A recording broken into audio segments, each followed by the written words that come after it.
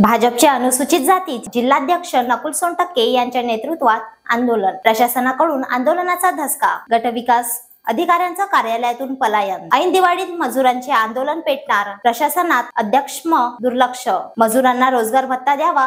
MRGS मधून कामे मंजूर करून त्यांच्या हाताला काम देण्यासाठी भाजपाचे नकुल सोनटक्के आक्रमक। Vidarbha city news Amravati. सततच्या पावसामुळे आणि अतिवृष्टीमुळे मागील 3 ते 4 महिन्यांपासून मजुरांना कोणताही रोजगार उपलब्ध नाही आहे। शेतीचे सर्व कामे ठप्प झालेले आहेत। त्यामुळे संपूर्ण मजुरावर उपासमारीची वेळ आता आलेली आहे।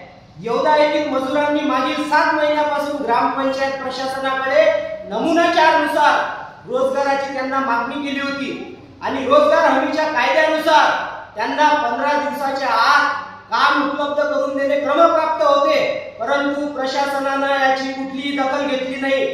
अमरावती जिल्ह्याचे पालकमंत्री व महाराष्ट्राचे महसूल मंत्री माननीय चंद्रशेखरजी बावनकुळे साहेब यांनी सुद्धा प्रशासनाला अशा सूचना दिल्या की तात्काळ मजुरांना रोजगार उपलब्ध करून द्यावा व त्यांना रोजगार भत्ता सुद्धा द्यावा, परंतु या प्रशासनाकडून कोणत्याही प्रकारची कारवाई या मजुरांसाठी झालेली नाही आहे। म्हणून आज आम्ही इथं पंचायत समिती दर्यापूर येथे सर्व मजूर वर्ग इथे येऊन आलेलो आहोत आणि आम्ही इथं आता ठिय्या आंदोलनात बसणार आहोत।